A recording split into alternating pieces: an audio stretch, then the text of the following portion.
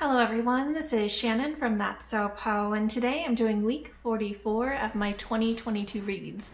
This week I listened to some really great audiobooks, plus I got a start on my Lovember reading. Timestamps and content warnings are in the description box below. So first, I re-listened to a favorite audiobook, Text from Jane Eyre by Daniel M. Lavery. This is a book that my husband Sush and I re-listen to every year. We've been listening to it for the past maybe 4 years, and it is so funny. I think this is the sort of thing where, humor is very person dependent. So if it works for you, it works for you. And if it doesn't, it just might not be your style, but it is so funny for us. This is basically a collection of imagined conversations, texts between famous authors or famous literary characters. And it goes all the way back to like the Greek epics and then goes all the way forward to things like Sweet Valley High and things like that. So it's got everything in between. And it is so ridiculous and so surreal. And I love the take on all of these different authors or literary figures.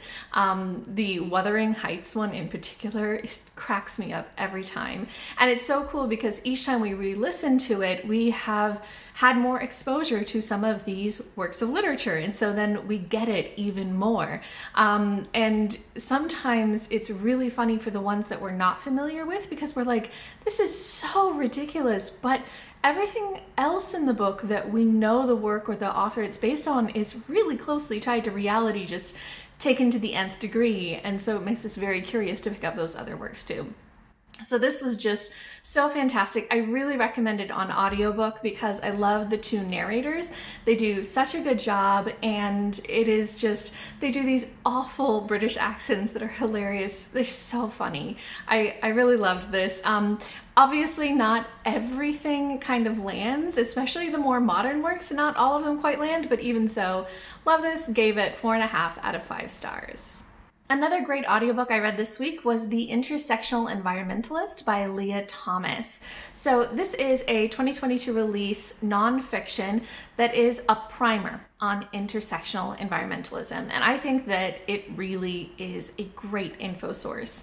On audio, this is really short, just 4 hours, and it is definitely really, really concise, which I always appreciate in nonfiction.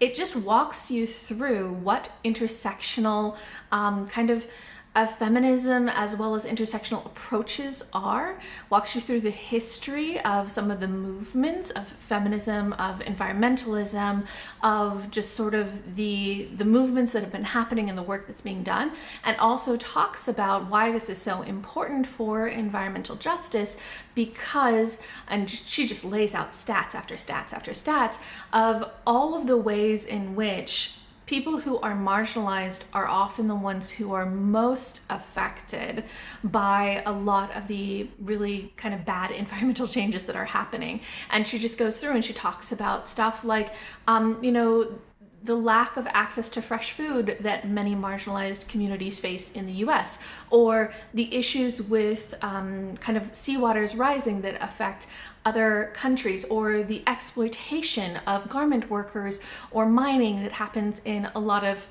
kind of global South countries. It is just a really comprehensive overview of the topic, and I thought it was absolutely fascinating to listen to. The only thing that I found about this is that it really is a primer, so it reads almost slightly more like a textbook, really accessible, but it's just kind of presenting the information. There isn't as much of a narrative that kind of holds you through as a story. But other than that, I thought it was just really excellent, and I kind of want to get the physical copy out from my library and reread that as well because I retain information better when I read it. So yeah, I thought this was great, and I really recommend it if you have any interest in social justice or environmentalism, or you're just kind of curious and want an intro to some of those topics. I think this is really, really excellent. I gave it 4.5 out of 5 stars. Then I read 10,000 Stitches by Olivia Atwater, which is the sequel to Half a Soul. This is a fantasy romance series, and in this second book, we follow a woman who is a maid in a house of nobles who are really overworking their staff and are just really, really inconsiderate, and she is so frustrated and so unhappy and just tired all the time. And a Lord Fairy comes to her, and he is really intrigued by humanity and really wants to try to help somebody who is kind of poor or disadvantaged, because he wants to learn how to be, you know, like a good, noble human. And so he offers her, you know, to help her, except that the way that fairies work is very much that you always have to trade. So we can't just give her something. He has to make a deal with her, and she has to give stuff back. And so it's kind of her story of getting a chance to play a lady and get an opportunity to basically get into the circle of this young lord that she has kind of fallen in love with.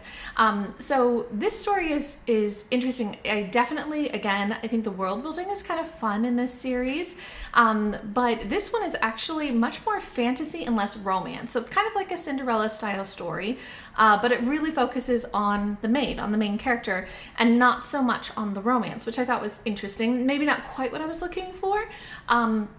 And this, again, has a lot of social justice themes, talking about poverty and worker exploitation and things like that, just like in the first book. But also, again, it focuses on a lot more kind of individual actions, although this one has, you know, the perspective of somebody who is downtrodden, and there is some collective action in this, which I liked, but there was still a lot of shaming of characters, which just wasn't for me. So yeah, overall it was okay, and I gave it like 3.5 out of 5 stars, but I probably won't read the third book in this series. And then lastly, I got started on my Lovember reading, but I DNF'd the first book that I picked up, which was The Stand-In by Lily Chu. I only got 7% into this book before I realized that the humor style was just not going to work for me. And I am so picky with humor styles. Either they very much work for me or they just fall flat. And when they fall flat, it's just not the fault of the book. It's just a misalignment in terms of humor styles. So definitely nothing bad to say about the book as a whole, just not my humor style. I did like the premise though. The premise is that there is this woman, Gracie, who's just really struggling. She really wants to leave her job, and she gets this opportunity to play sort of a double for a famous actress. And so she's like, well, I need the money. My mom needs some medical care, so let me go ahead and do this. And then she ends up like falling for the boyfriend of the movie star. But yeah, so I liked the idea of it, but the humor style was just not working for me. And since that is so personal, I say pick up the book, and if you think it's funny within the first few pages, you're not gonna have any issues like I did. So yeah, just not quite for me. Okay, so that is everything that I read and DNF'd this week. If you guys have read any of these, if you're interested in them, you want to chat with me about them, or if you've read anything good this week, I'd love to hear from you. Just leave me a comment down below.